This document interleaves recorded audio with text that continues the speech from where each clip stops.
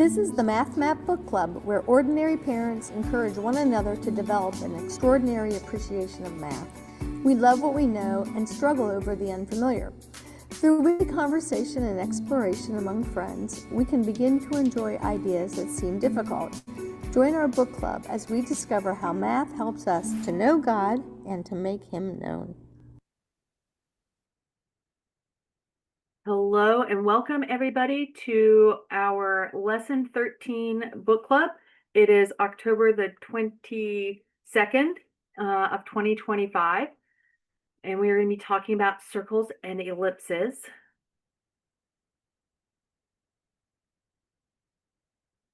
And as we do every week, we talk about flashcards and the importance of flashcards. So I was telling Babs that New York actually has come out and said that they want to do less didactic instruction and more kids wrestling and creating understanding, right? So they want to be more dialectic. They didn't use that word. But unfortunately, they're throwing out the baby with the bathwater because they also said we're not going to do a lot of memorization and we're not going to practice basic skills. So they sort of thought we can skip the grammar stage and just go straight to the dialectic stage. And so many of us would really like it if that's how it worked. Wouldn't we? I think every single one of us would say that would be nice. But the grammar stage is so important. We have to learn that grammar. And flashcards are just one of the most efficient ways to practice that grammar, to get the repetition in. It's not the magic of a flashcard, but it is really the magic of repetition and repetition and repetition that helps us to get things really cemented into our brains. The more often we see it, the more important our brains think that it is, and the better our recall. And flashcards are just an efficient way for us to increase the number of repetitions that we have. And that's why we say it's so important to practice flashcards, because what we're really saying is how important it is to practice the grammar of math, right? The facts of math, whether that's computation facts or notations, laws, all of those different details. So this week's strategy for flashcards is just to use flashcards with other games. So that could be the back page activities and games that we have. You could use it where, you know, a student has to say a flashcard or two in order to earn a roll. Or I thought a fun thing you could do is, instead of using dice, you could let them try flashcards. So they could, I didn't want to write this word because I know that it's maybe not a word a lot of families want to use, but they could sort of wager, right? They could say, well, I need to roll a 3. So I think I can answer 3 flashcards. And if they get them right, then they get their 3. If they get them wrong, then they miss their turn. Or you could just say, I'm going to give you up to 6 tries, and however many you get right, that's the equivalent of your die roll. So that was just a way that you could replace rolling a die or dice in a board game with flashcards. So, but again, we just want to really encourage everybody to be practicing that grammar and finding some creative ways to incorporate your flashcards just is going to give you more opportunities to practice.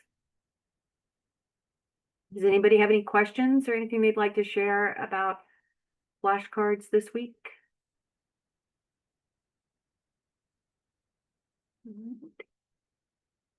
So looking at our cover, this cover is actually local to North Carolina. So one of these days, we keep talking about doing a tour of the art. So when we do our tour of the art, everybody can come here to North Carolina and see these ellipses. I think they're ellipses. Maybe the bottom one might be a circle. And that's a great place to start. So we're back at our core habits this week on the cover. And so naming, attending, memorizing, expressing, and storytelling. And these are oftentimes we think about these as ways to engage our younger learners, but they're just as effective at engaging our older learners also. Because the goal is that we want to make sure that we're naming using the correct words. And so looking at these shapes, right, asking the students to name them or name the colors. Your older students may have a broader memoria to pull from. So as they look at that, they may not just say green, they may give you some different shades of green. They may even have different names for those shades of green, depending on perhaps their artistic bent. You could ask them, right, what kind of flowers are those? What kind of grass is that? Right, so we can be very specific as we name the shapes, the colors, and the object that are in the art. Attending can be just reading and making sure that each week we look at the dimension, the domain, and the lesson number. A great thing to memorize might be a quotation or a reflection. We've had several families who have shared that these are a great resource for student presentations and foundations. So helping your student to memorize one of these quotations or reflections to take to community as part of their reflection. And that would be expressing, right? So we have memorizing when we work to memorize, and then when we go and we present that, that can be our expressing as we share that with somebody else. And it could just be sharing it at home, right? It doesn't have to be in community. You could work on memorizing that and then sharing that with a dad or a grandparent, somebody else, as a way of expressing. And then the art may be a great place to look for setting or characters, right? So this particular piece may not have any people in it, but we could ask our students, what kind of characters might there be? Or it says it's a photograph. So if we were thinking about this as a photograph, who would be our character that's not seen, right? And so it would be a way to invite our students to think about characters that are hidden, right? They're visually hidden, but yet still important to the story that's being told through this particular photograph, right?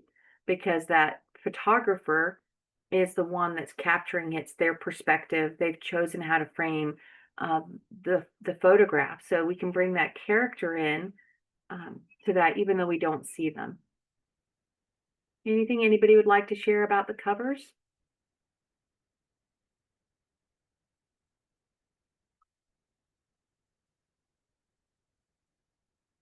Of course, every week we take a minute and make sure that we recognize where we are. We're on lesson 13, so we're still in our 2D geometry planar space. And so we can check whichever domain that you're on, and the same for our challenge students. And just a reminder that these pages are intended to be used. So even though we're talking about them on day one, your student may, if they've been in a challenge community, they may come home with notes, right, all over this page of things that they wanted to remember from community. Or maybe you split this page in half, and this was where it was introduced in community. And then maybe these are questions that they want to take to community the next week, right? So this page can still be used, right, to help our foundation student to see that they've got a list of things that they're doing. This is going to help prepare them for when they get to challenge and they have the challenge guide with their outlines at home. So this is a page that we can come back to every day. We may not be discussing it as in depth each day, but we certainly can see how this would be a great resource.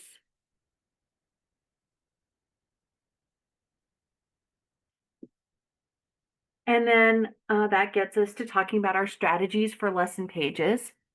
And so as we've gone through, we've talked about ways that we can scale the content or tailor the content. We've talked about how we might change who we work with first or how we work together. We've talked about how to maybe push students to go a little bit deeper if they are ready to go a little bit deeper to build some understanding and start to practice those dialectic skills. The idea that I had for you this week is that you can always pause and prioritize the skills of learning over understanding the math concepts. right? That when we remember that our goal as homeschoolers is not necessarily to raise up mathematicians or linguists or scientists, but rather to grow students who are lifelong learners and able to go and study science and math and languages and history, right? Whatever it is that they want to study or need to study, we want to make sure that they're equipped to do that for the rest of their lives. So when we're looking at the math map, and we hear this from people, well, I'm not the mathematician. It's hard for me to be the master teacher because I'm not a master teacher, right? We always come back and say, well, remember, you're the lead learner. So emphasize those skills, right? Come back and say, okay, this page feels overwhelming to us. There's so much on here that we don't know, or there's notation on here that's really overwhelming. Well, let's stop and let's go back and let's see what can we name, right? Especially if there's something like these diagrams here where they're labeled, we can say, what can we name? Well, I could name, right? This is semicircle ABD. This is arc BD. They're labeled, so I can name those, right? What could I attend to? Well, I could attend by reading. So I'm going to read my instructions, right? I'm just going to go through and I'm going to read the words that I can read. Right? Is there something on here that maybe I should memorize? Right? Maybe we look and we go, well, look, there's a table here and there's a header. And maybe it would be helpful to memorize area and circumference, right? These two different formulas. So using, right, those are just our core habits. We haven't gone through all 15, but we've got 15 different skills that we can practice on this page. And we're not trying to understand the math, right? We're just trying to practice the skills. What can we memorize, right? Is there something we could express? What are we talking about? We're talking about circles. Can you make a circle, right? How could you make a circle? Is that a perfect circle? What makes it? Where's the center, right? So start asking those questions as we express, right? Thinking about our common topics. What are some things on here we could define, right? And looking those words up in the glossary. And I know that there's that angst about the glossary being a digital only resource right now. We do know that there's a lot of requests for that to be printed. We just don't want to create a sort of a permanent resource and then reprint it the next year.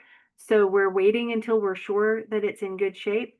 But that might be a place where you either use the charts or you use the glossary to go and look up words together, right? And then maybe you pull back to that memorization because now we're going to memorize these words that we've just defined. Comparing, right? What are some things we could compare? Right down at the bottom, there's a, right? We look, maybe we go, look, this looks like it's set up. Anytime we're matching, right? If we're asked to match things, that's a good hint that maybe we should compare them, right? There's maybe something that's similar. We've got to look and compare in order to match. So again, getting our students to see that when they look at a page that feels overwhelming, the default shouldn't be, this is too hard for me. The default should be, how do I use these skills, right? How do I use these skills of learning to tackle this and wrestle it until there's something on here that's starting to make sense. So I just think that's important for us to remember. What is our goal, right? And that gives us the freedom to prioritize those skills of learning. We can't practice the skills of learning on the content without also learning the content, right? But I think that having the different focus maybe gives us a little bit of permission when we don't feel like we're mastering the content right away. Any questions about that or comments? You're muted, Babs.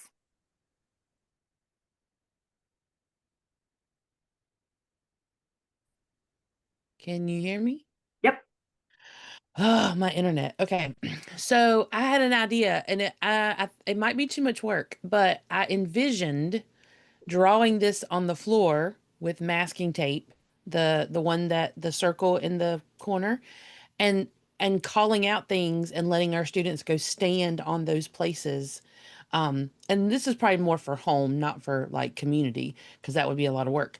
But just drawing a circle with your masking tape and drawing the different lines, and just letting them go stand on them. They can have their paper in front of them. They don't have to have it memorized. But it just made me think of when you were talking about trying to be creative, and you can still learn those skills even though you're attending and you're just reading the places. My mind just went to, oh, getting them up and just letting them walk to the place, because somebody had an idea, I think it was on one of our help desks, of doing that with one of our charts, is like making their room, oh, it was the quadrants. Like they would call out the quadrants and they would run to the corners, like whatever corner it was.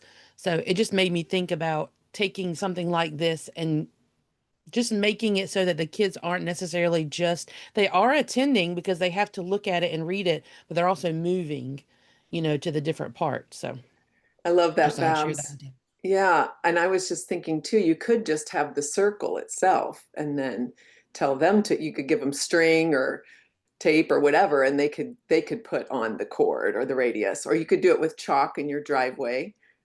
I remember Well, Kirsty that's giving us less a, work. That's less yeah, work the doing it rain with washes it chalk. up. Yeah. Yeah. I remember you saying about taking a string, I think, and then like having that Yep. held down in a spot, and then drawing around the perimeter to make a perfect circle, or as perfect as we're able to do. Yeah, those are great ideas, right? Where it doesn't have to be that we're all about the page, but we're using our skills to explore different ideas. And sometimes, yeah, getting them, taking something and moving it is really helpful in that. So I did have some, I saw somebody, I think they posted on Facebook that they were saying that they'd watched the book club and it was all about what questions to ask, right? It was all about the skills because that's what we're doing, right? And that's what everything can come back to. And that's the beauty of those 15 skills, is that we always want to come back to that. And my children, um, they are maybe reluctant to say how wonderful CC has been in their life, because I was working on the math map. So they sort of had an overload, right, of feeling like guinea pigs and being all about CC. But they both, my daughter, always talks about how much she learned from CC, and how she's always using those skills that she got in CC. My son, right, he's not in university. He went through the Marines and was in school to be a combat engineer. And he would talk about how he used his presentation skills and he used his um, right, exordium and his arrangement. He talked about that and all the time as he was learning and helping others to learn, right, in combat engineer school. So it really does work. And so if you're a parent that's going on, I keep hearing about these 15 skills, I really want to encourage you that those are the skills that are transferable to everything that you do. We can teach the math, we could teach the math didactically, and your students are going to walk away with some of it, right? Think about your own didactic math education that you went through, and you remember some of it, right? But that math doesn't usually translate to other aspects of your life, right? And we see that because how many people complain about all the word problems that have nothing to do with real world examples, right? And so we see that if we teach something didactically, we're just teaching that. We're not really giving them transferable skills. And so when we sit and remember that we want to teach them, right, about the skills, those are transferable to whatever they want to do. And because we're learning using the skills of learning, because we're going to make sure that they practice the grammar, and then play with that grammar in order to develop true understanding, right? They're actually going to remember so much more than we ever did in our traditional education. So, Kirsty, yes, is the circumference of a circle like basically the perimeter of other shapes? yes, Okay. yeah. That is, yeah, that the circumference is, yeah, I don't even know how to write it. It's the distance, it's the length, it's the linear measure of that boundary, which is the same as perimeter of a polygon.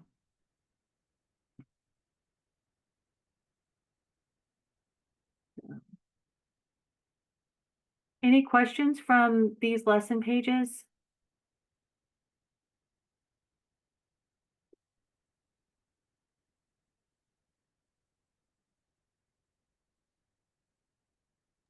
So I'm guessing an arc is more advanced because we don't see the arc in the digits or the fractions, but we do see it in the monomials. Would you say it's a little I more don't, advanced? I don't know if I would say it's more advanced, right? It may be, I think it's just a matter of space.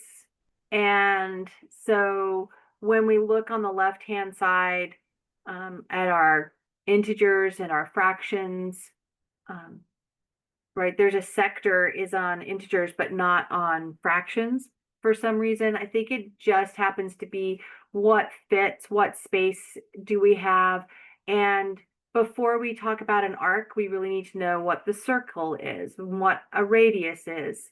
That those words are important in order for understanding how to define an arc. So it may not be more advanced, but we may have sort of some grammar that we need to have before we build up to that. Does that make sense? Yeah, and I didn't recognize that at the bottom of the digits and the fractions, it still talks about the arc, like it's just talking about if they're equivalent or greater than or less than. I was just looking at the pictures and I just noticed that in the picture it wasn't there. So I feel like it probably is a space thing, but because I didn't realize at the bottom it's telling you to trace the arc and like trace whether they're, equal or greater than or less than. So they're still mentioned, they're just not in the picture. So And that's a great example of if you were working with your students all together and had these 3 pages, and maybe you didn't know what an arc was, you could look at your older student and go, well, this is what it is, right? So where working together gives you that opportunity to see things a little bit differently in each case. Is a tangent any line that goes along the outside of a circle? Is that how you would define that? It's any line that intersects at exactly one point. So yes, it will be outside of the circle always, and it'll only intersect at one point. And Okay, you so only use the word tangent when you're talking about a line hitting a circle, not a line. A kid in class yesterday called the tangent point where 2 lines intersected. And I'm like, I think it has to be a curved. It is defined as being intersecting a circle. Yes. Okay. Now there are going to be cases where we might have 2 tangents and they do intersect outside, and there's different things that we're going to see about them, but it's defined as a tangent because it only hits in one point. Okay. Which is why we say, oh, I got off on a A tangent, tangent, yeah. right? One Because point connected and the rest went off. yes, that's exactly it, right? So Love it.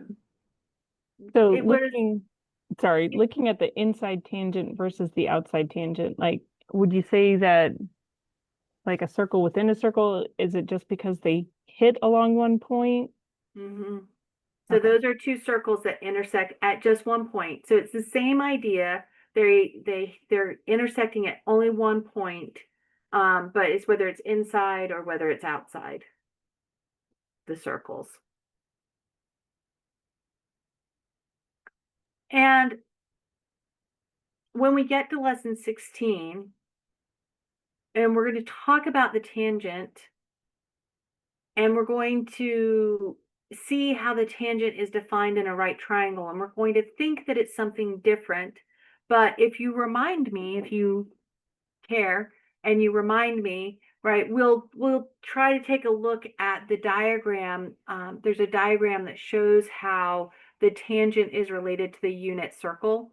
And again, it's a segment that intersects our unit circle at just one point.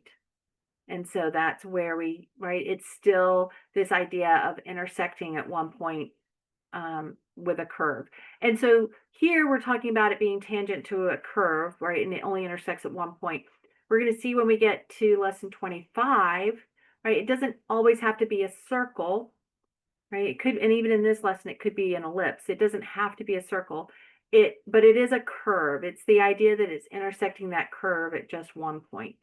So, so Jana, so not two lines that intersect at one point, but if I have a curve, wherever there's the potential for more than one intersection, but it's just one, that would be a tangent. Does that make Yes. help Yes, clarify? for sure.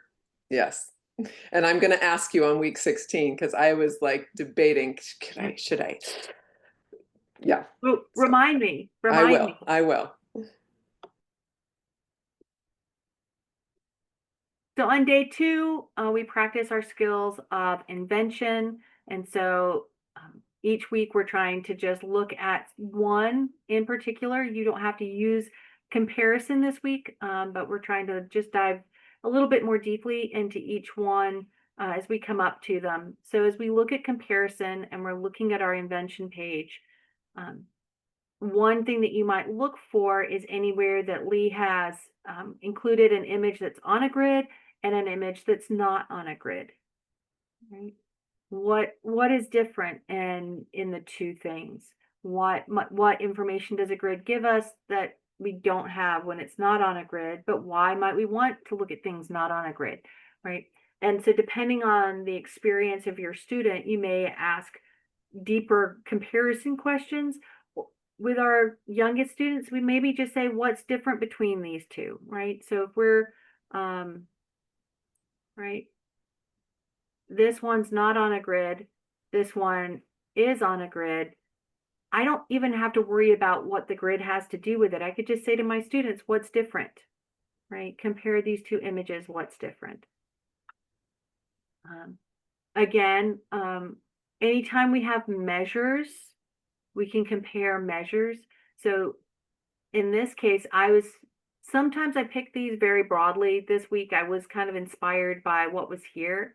But notice here we have the first power of units and units squared, length, right, are our linear units, area is our square units. So comparing that with our students.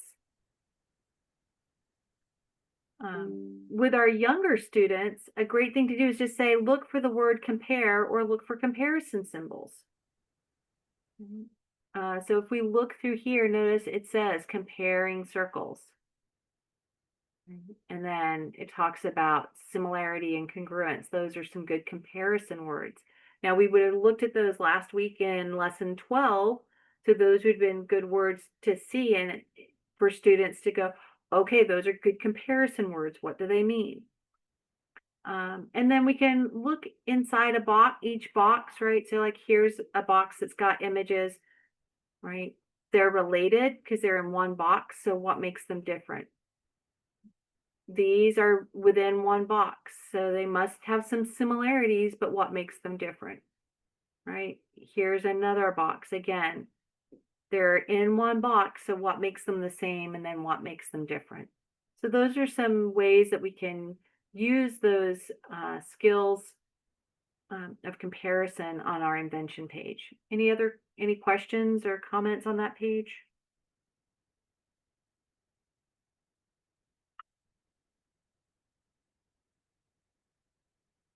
And then our 2 set here, does anybody have any questions on the math on these pages? No, but I love the fork and knife. Comparing those to the chords and the secants and the tangent. on the digits I or agree. integers.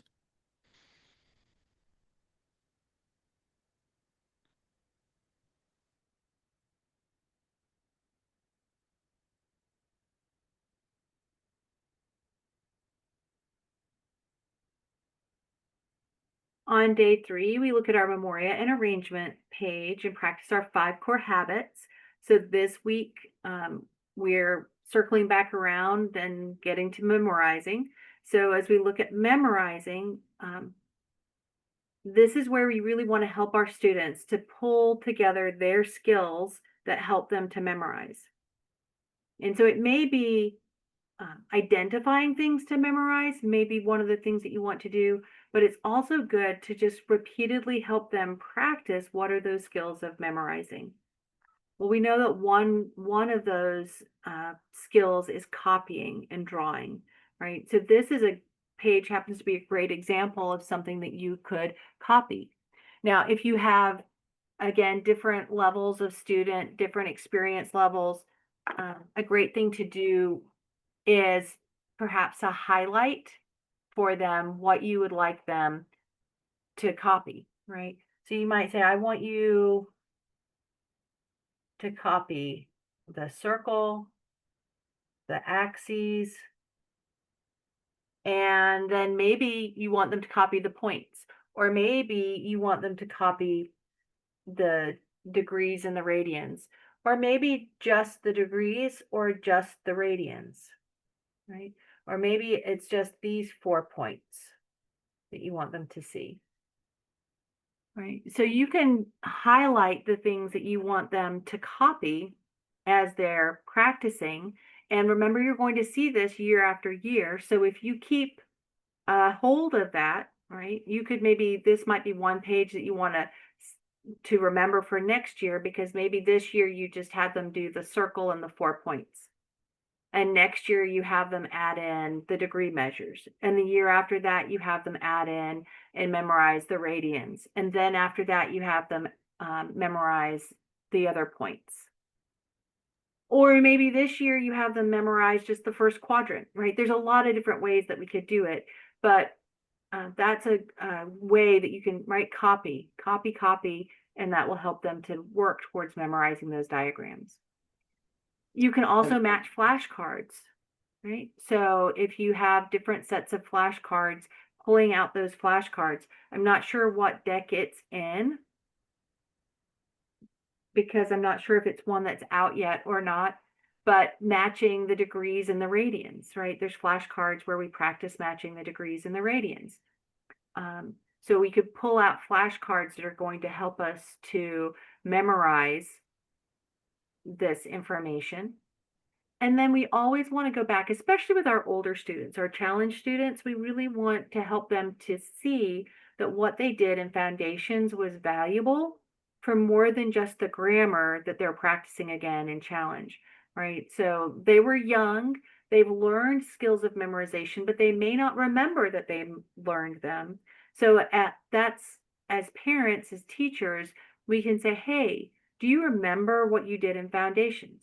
Do you remember repeating things 7 times? Do you remember how important it was to say something, to listen to something, to read something? Do you remember how movement and hand motions helped you? Right? Do you remember how every day we would practice that grammar, right, to get it in? So helping them to see that it wasn't just the grammar that they were practicing, right? Because for our kids, especially those that were maybe working on becoming memory masters, they may have seen that what was valuable was the content. And so this is an opportunity as parents to help them see that what was valuable were those skills and pulling those forward. I was in a meeting at church and we were talking about perhaps having a program called Walk Through the Bible Come, and it's all hand motions that they teach. They teach the timeline of the Bible through hand motions. And somebody in the meeting was kind of like, oh, so it's for kids. And I was like, no, it's for all ages. Like when you watch the videos, it's 90% of the sanctuary, it's all adults, including older adults. And they're like, really? Doing hand motions? And I said, yes, right? Because it's still helpful, right? It's still helpful for us to incorporate movement to remember things, right? As we learn things, maybe we're not standing in the middle of the store, doing our hand motions, but when we're learning, they're still helpful for us. And so encouraging our students to see that movement and those motions are still helpful to them, even as they get older. That's a really great opportunity we have when we spend a few minutes on this page every week.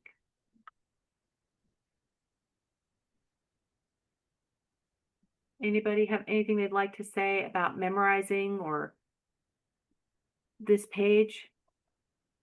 That was super helpful. I was just going to say, when I first looked at this unit circle just now, I was thinking, oh, this isn't on a grid, but it is.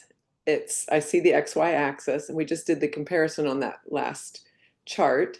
And you can see it's because we don't see a lot of hash marks because we're only going to one, right? And it also has polar coordinates on it. So it's like both of our graphing options on the same circle. And maybe they would notice that if they've just done comparison on the other chart.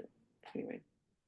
I mean, this is kind of fun. I mean, I love that you said that, because you could pull out a ruler, right, and have your students, let me change my pen, and say, okay, well, look, if you want to see the grid, let's draw the grid.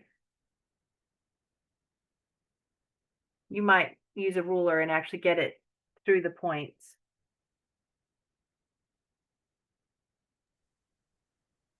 And now, here's something that's really interesting. Before I drew this, if I had said to you, is the square root of 3 over 2 bigger or smaller than 1? Would you have known? Did you have an intuitive sense? Not necessarily. Right? How about the square root of 2? Is that bigger or smaller than 1/2?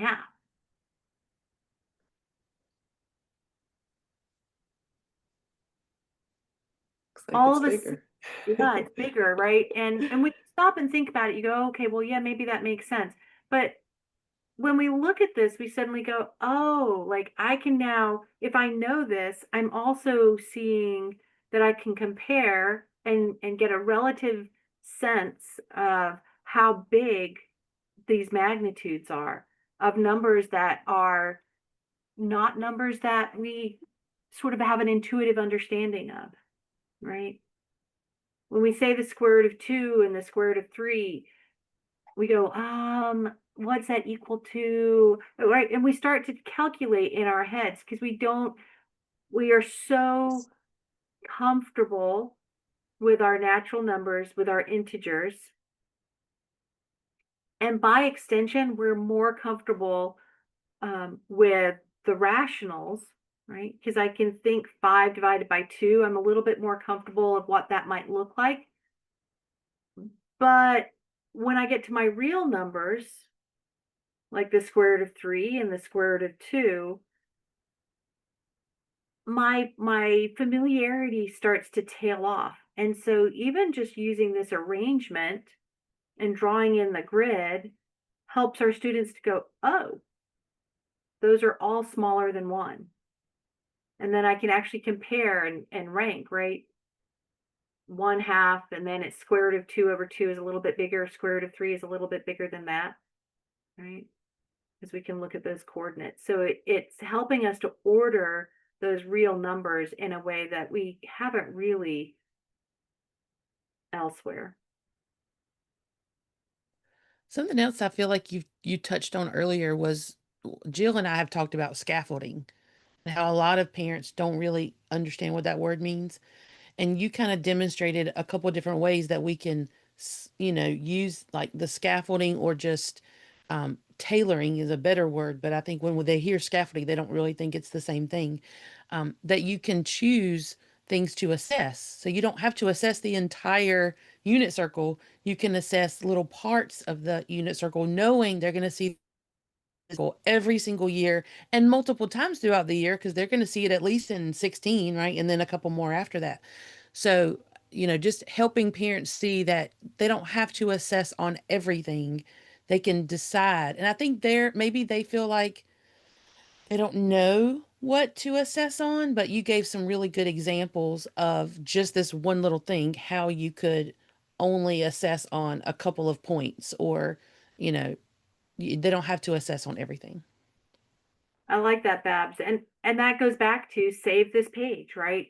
If you're going to use the iPages as part of your assessment, right? Because you've made notes on it or you've highlighted something right? Save it for next year. I mean, that's one of the beauties of having these pages repeat from year to year is I don't have to go back and look, right? If you think about your traditional textbook, right? You may be covering things in a different order at different times, and you're really going to be covering different things. So you can't just go back and compare year on year. But with the math map, you can. I can actually keep this page, and next year I can go, oh, well, last year we really focused on the first quadrant. This year we're going to do first and second quadrant, right? And the third year, maybe we're going to do first, second, third, and fourth quadrants. And then we're going to start the rest of it. So we see that growth over time, or we might go, yeah, last year, man, they got all of the angles right, but they didn't, everything with pi was was a step too far. So this year we're going to really get comfortable with pi. So I think that's a really great reminder that even just using that as an assessment, right, and taking notes so you know next year what you want to focus on is so much easier than sitting and trying to remember.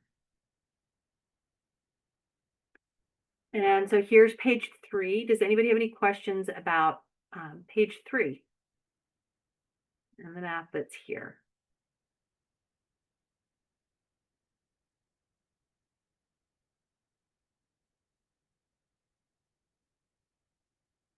And again, you see this idea that, and not in every lesson, not for everything that we do, but we saw it a little bit in lessons 4 and 5, where we were looking at sequences.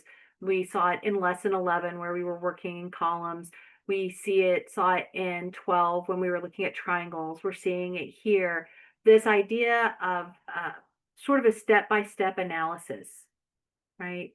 If I want to know something about a circle, what are the questions to ask? So as we do this over time, we're helping our students not just to develop those skills of learning, but they're also starting to say, okay, well, how do I measure something? How do I find its area? How do I locate it, right? All of these questions, we're giving them questions that they can ask. So wherever they go, they encounter a circle, right? They go, well, what do I know about this circle? Well, here's all these questions that I've been answering for the last 6 years.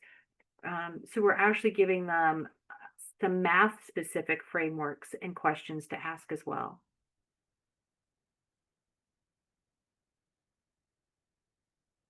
And then on day 4, we always like to take a minute to talk about our careful calculations. And I don't think I changed this from last week. I just realized that I changed the lesson page, but never changed this. But I think these are still good questions, right? Going beyond the calculations where appropriate and asking your student, right? How do you know this? Right? How do you know how to do this? Or where could you go and look? And then asking those if-then questions that we can ask our students. And because as Bab said, right, this is one way that we can assess, but it's not necessarily going to be all of the assessment. And so if we want to use this to go a little bit farther in our assessment, that's where we can ask those questions as they're working through this. And then our page 4, math. Does anybody have any questions on any of this?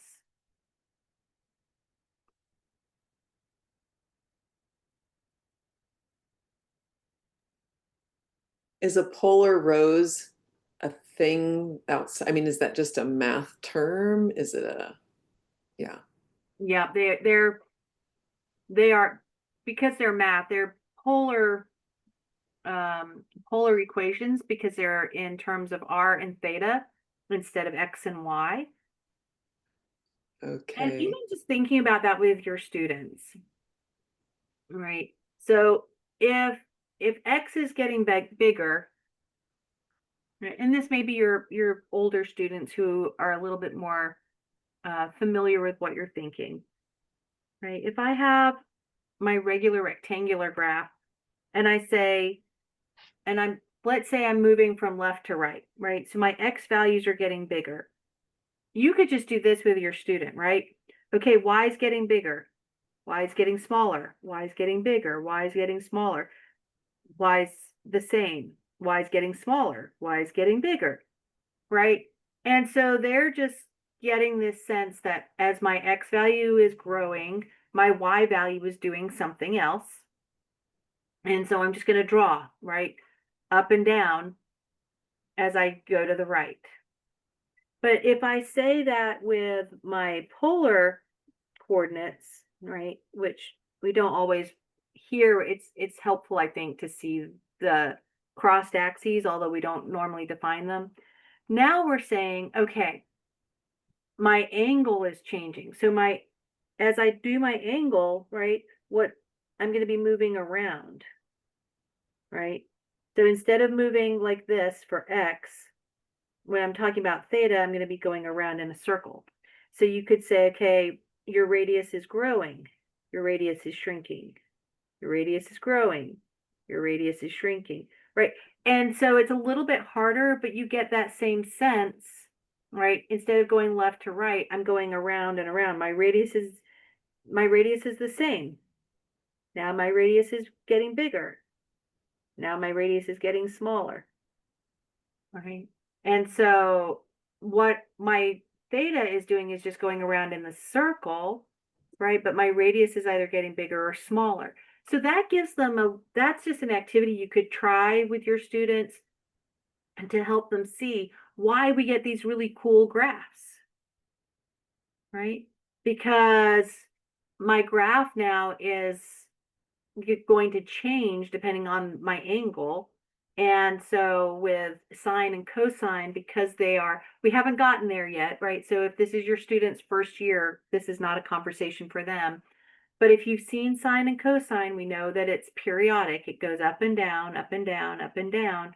And so, right, as I go around and my sine gets bigger, my radius gets bigger, then my sine gets smaller and my radius gets smaller. So that's an activity you could do with a student just to help them to see the difference between a rectangular XY graph and a polar or theta graph.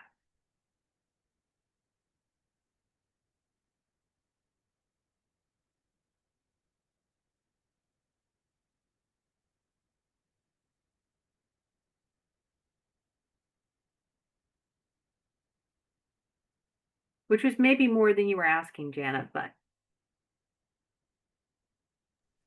No, And that was great because this has been so confusing to me. So thank you. I have a first layer now above and beyond just tracing and looking at the things because it just didn't make any sense to me. Thank you. And something that's really fun, I think, right? So my idea of fun and other people's idea of fun may not always line up.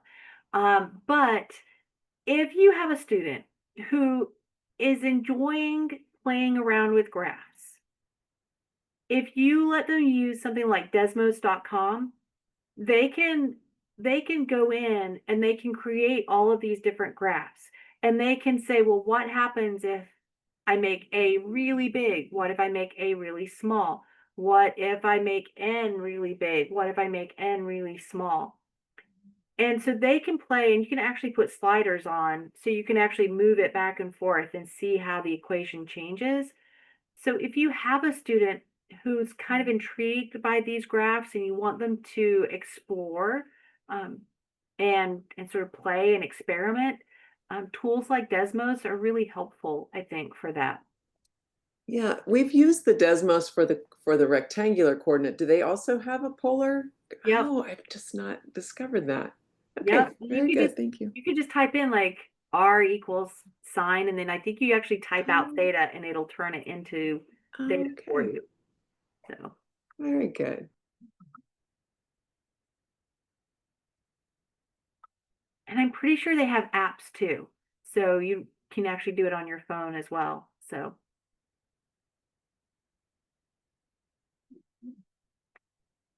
that brings us to our page where we like to remind you of all the ways that we like to support you.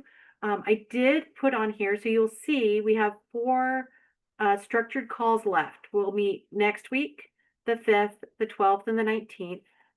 We will not meet on the 26th. That is the Wednesday before Thanksgiving. We will not meet that day because everybody should be having fun with their families, perhaps starting to cook your meals, baking some pies. Um, we will meet December 3rd, 10th, and 17th. They will not be structured like this. I may bring a couple of things in that I want to talk about. So I really want to talk with people about using the charts as a resource and not sticking them in page protectors.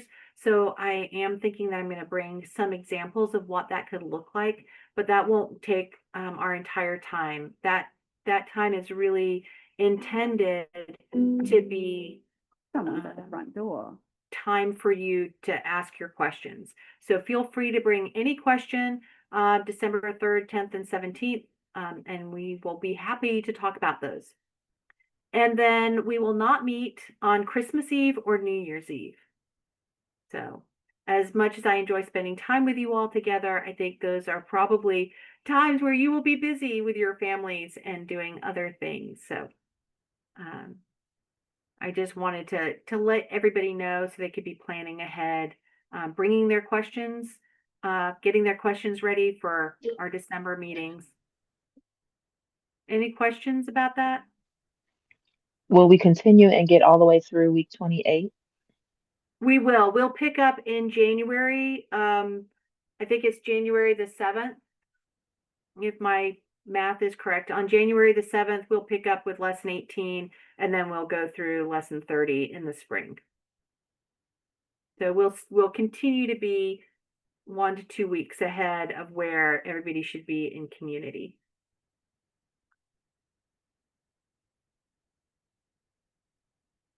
We did have somebody send in a question, so I'm going to go ahead and tackle that here. But I thought I would share this quote with you. And I've read that it's attributed to Alexander McLaren, although as I have discovered through my work on the math map, oftentimes quotes are attributed to people, and then it's really hard to find where it's actually written down. But this was written about the 10 spies versus Caleb and Joshua after they came back from scoping out the promised land. And he said that terror is more contagious than courage. And so if you remember, those 10 spies came back and basically lied, right? We see the damage that lies do because it was all hyperbole. Everybody was a giant and they were like grasshoppers, and the land devoured its people, and there was all this hyperbole around it, and so everybody was afraid, right? Even though Caleb stood up and he goes, "No, God is with us. Let's just go. Let's just go do this thing that God has commanded us." Everybody else said, "No, we're afraid and we're not going to." And it made me think a little bit about the math map, right? That it takes some courage to step out and do something new. And sometimes we may hear people that are afraid of doing something new, whether it's the math map or stepping out to homeschool or whatever God might be calling your family to do. There's always going to be a chorus of people that are willing to not just share a bad thing, but to exaggerate, right? And use hyperbole and instill terror. And it's contagious. And so we need to work really hard and intentionally to be courageous when we step out in obedience. And I just thought that was a really good reminder that it doesn't take much, right? When we're speaking, or even with our kids, right? However we talk about things with our kids. Because sometimes I know that I have perhaps said to my children, here's all the bad things that could happen to you, right? This is why I tell you to be careful or not to do something, because look, these things could happen, right? And there's the potential that I have given them a taste of my terror of what could go wrong instead of encouraging them to be courageous and stepping out if God's calling them to do something. So anyway, just a fun quote that I thought I would share. And then looking here, this is from lesson 11 in fractions. The question that came in was about this right here, x equals k. If you look at the chart, and I probably should have put the chart, and maybe Babs will grab the piece of chart 1-1. In the chart, we talk about the logarithmic function, and we talk about the logarithmic function in terms of, I just give you some function, right? And I say that y is 4 times the log base 2 of x minus 3 plus 7, right? And if we were to match this to the chart, we would see that the general form is this.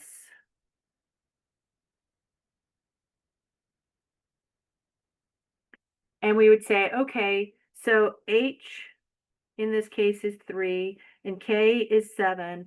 And then on the chart, it says that there's going to be an asymptote at h equals 3, at x equals h equals 3. And so it links, right, that this is where my asymptote is when I graph the logarithmic function. And so that's what's on the chart. And the question came in, why does this say that the asymptote is at x equals k?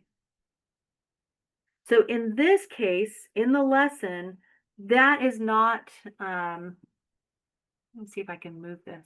I can't move this. Okay, this is only if I've been given the logarithmic function, and that's how I would analyze it. The section above that, Babs. So this is how I would analyze this in the event that I was given the logarithmic function. In the lesson, what we've been given is very big. So, and that's where, well, it's behind it now. So, and Babs makes that a little bit smaller. She's doing such a great job with her slow internet.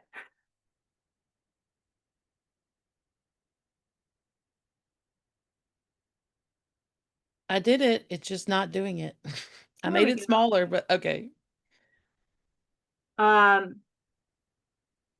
So that's where we see down here, right? This is where it says, where I'm looking for it, that my asymptote is at x equals h. Okay, that's what's in the chart. And that's if I gave you to start with a logarithmic function. What's happening in the lesson, however, is that we are starting with an exponential function. And so if you look at the chart, and we see that the exponential function is y equals a times some base x minus h plus k. When I take that exponential function and I swap it around to find its inverse, I'm going to step through how to do that. If you're in fractions, absolutely do not try to do this with your student, right? If you have a challenge age student, you can work through this. I'm just showing you why this disconnect feels like it's there. So I would rewrite this as x equals a times b to the y minus h plus k. In order to solve for y, I would end up with x minus k equals a times b to the y minus h. I would divide both sides by a. And so now I have x minus k over a equals b to the y minus h. In order to undo the exponentiation, this is where I would take my logarithm. So on the left-hand side, I would have the log base b of x minus k over a. On the right-hand side, the log base b of b to the y minus h equals y minus h. And then if I solve that, I end up with y equals the log base b of x minus k over a plus h. Okay, so that's how I end up with my inverse function. Notice that my inverse function is in terms of my original exponential function, right? So this is not a log that I've been given where I go, okay, my h goes with my x and my k goes with my y. In this case, I'm saying in terms of that original exponential function, right? My x is going with the k of the original function. In other words, the k here is the new h, right? So if I was to take this, right, and write this here, y equals, We need to make a t-shirt that says K is the new H. I like that.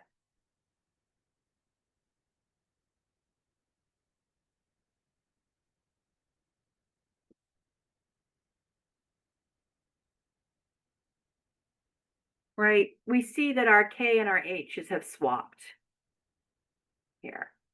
So we're not going to worry too much about the a, but we see that that k and that h have sort of swapped places there. And so that's why in this case here, this x equals k is the k from my original exponential function. It's not the k that's from the logarithmic function. Because even though it doesn't say it here, right, it just says to trace. So these graphs at the bottom are the inverse graphs. It doesn't say that in here because it's, right, we just don't have room to put all of the information, especially with the larger font at fractions. But those graphs are the inverse of those exponential function graphs. Those logarithmic functions are the inverses of those exponential functions. And so in this case, we're pulling the k from that exponential function above, which is the new h. So that was, as I said, that was a question that came in. I hope that didn't confuse anybody and it was helpful to our parent who sent that question in when she watches this. So, and I hope you guys all had fun because, you know. Can I ask a question about it? Well, Go ahead, Jana. oh, I think it was Nicole. I was going to say something, but Nicole, did you say you had a question? Yes, thank you. You said that in terms of the exponential, in the terms of the exponential, was it function Yeah. that you started with? Where is it any of these three that are under this evaluate section that you're referring to as the ones that you start with? Yeah, so if you look in each column, right? So here is my I'm looking at my base. My base is and again, right, my function is essentially this. Y or f of x equals 4/3 and x plus 1. There's no k. My k is 0 in this case. So those, okay. And So those three, go ahead, I'm sorry. oh, so that's my function. It's not written explicitly here because, right, the things that Lee is trying to emphasize in the fractions domain. But this is my base, the 4/3. Here's my original h is -1. My original k is 0. And so Negative one? yes, because remember it's always x minus h. So when we see x plus 1, right, x minus h. So it's x minus h and x plus 1. To make the look the same, it has to be x minus -1. Okay. And the choice to put a blank line rather than a variable there, can you, what, that was a Like little bit, right is it here. just to make, yeah, like so that kids can work or students can work through it using different numbers? Yeah, I think because she just wants them to recognize that if I'm evaluating at 1 where I saw my 1 here, I have to substitute in 1 there. Could you talk to your sister? Okay, okay. So I was going to say that this is definitely above my head. Like, I think I could watch this next year maybe, and I'll get a lot more what you said. But one Agreed. takeaway I Mhm. had when you switch the x and the y there at the beginning, that's how you find the inverse of any function. You just switch the x and the y, and then you Yeah. solve. So that's a cool light bulb that just went off for me, or Yeah, on. so yeah, any function that you have, right? It doesn't matter what it is. When I swap my x and y, that's how I find my inverse. And here's the You, cool Sense. thing, right? Is that that's why if I look here, this is my line y equals x. If I have some function that looks like this, if I reflect that across, right? That's my inverse, right? Yeah. Because all I'm doing is swapping my x and y values. Right. okay, so that nugget, that's, thank you for that nugget, Jenna. I caught it and then I was like, I guess I'll figure that out later. But is that a part of the pattern that our children will pick up on somewhere, or will we just have to didactically tell them that? Early adopters. Goodbye. They, yes, they will pick up on that. And they're going to be explicitly looking at that, but you're going to see this. So this is in the charts for lesson 11. They're going to see this in the charts for lesson 11, that we're going to start seeing that Lee is going to put that y equals x line in so that they'll see this pattern. And then you're going to see it again when we get to, lesson 18 and we talk about reflections and we reflect across the line y equals x. So we're going to practice it there. You're going to see it anywhere that there's a couple of places. There's a chart 33, and then I think there's an I page where we actually go through and we say, here's a function, here's its general form, here's its graph, here's its inverse, and then we have a little star, and that little star says these are also or it says this is its reflection, and then some of those reflections are stars, meaning that they're also inverses. Because if we go back to lesson 9, we practice our horizontal line test. So you're going to see that in 25 and 26. You're going to practice that. Right, if it fails the horizontal line test, it doesn't have a true inverse. Oh, right. Right, because Yeah. right. Okay, I remember that from last year. So I'm gonna erase this so I can, here we go. Because if we think about this function here, right? There's two y values there's one y value that matches to two x values, right? So the inverse says, I put in my x and I get a y. Now I put in my y and I get the x I started with. If I pick a y, do I always get back to the same x I started with? Not in this one. No. Not in this one, right? Because there's two choices. So I can't go back because I'm not sure where I started from. But I can always reflect, change my color here. I can always reflect this across y equals x and see, can you guys see that? Mhm. Mm-hmm. I think I turned on the annotation on Zoom instead of on anyway. So that's what that curve is. And I can write what the inverse would be, right? I can write a formula or an equation that would get me that graph, but it's not truly an inverse because it fails that horizontal line test. But I can always talk about the reflection, right? So I can say, here's my reflection. If it passed the horizontal line test, that reflection is also an inverse. An inverse function. Okay. So, Hmm. and just so you see, right? So if we had y Mhm. equals x squared, if I swap my x and my y, x equals y squared.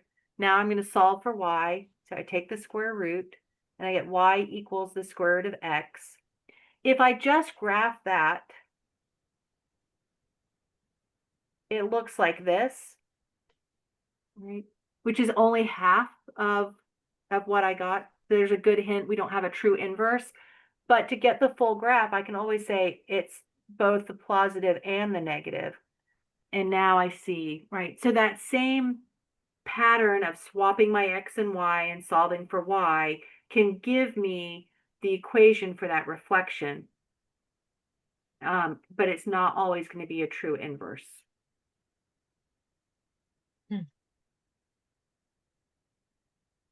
Mhm. But we can just do it graphically, right? We don't have to always do it symbolically. And so that's what's happening in the fractions level here is that we're just looking at it graphically. And we're seeing that that k follows through because we're looking in terms of that original function, not on its own. So anyway, that was probably way more than anybody really needed, but it was fun.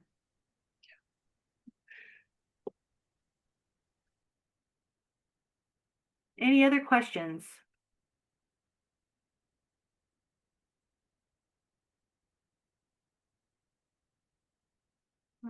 Well, I always enjoy spending time with you guys, and bringing more stuff like this in December would be really fun. Wouldn't that be a great way to like celebrate Christmas together? It's just like doing lots of math. I saw a meme on Facebook the other day, and it was like people who like to derive everything and people who just like to accept it.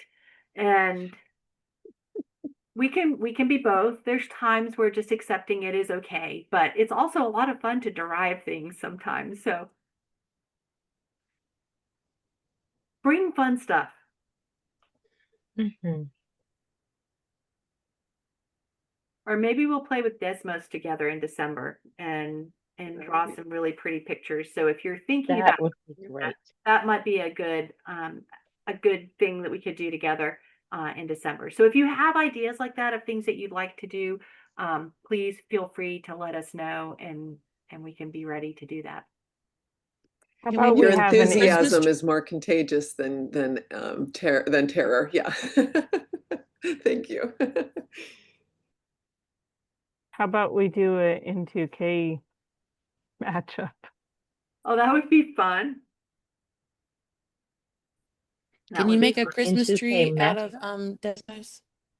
Oh, there we go. We could, if we could do Desmos on the, if we did Desmos one of those weeks, we could do some Christmas graph, a Christmas tree or a snowman.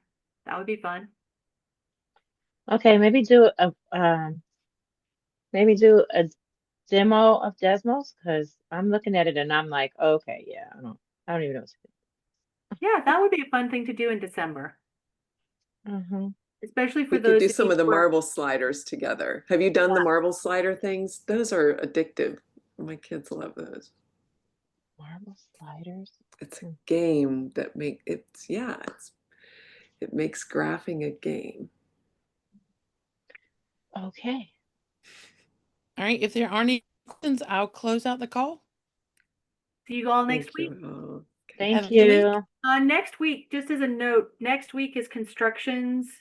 We'll be going through it the same way we did this week, so we won't necessarily be doing the constructions together, but if you have construction related questions about the tools, feel free to send those ahead of time so we can make sure we have tools available if we need to have those.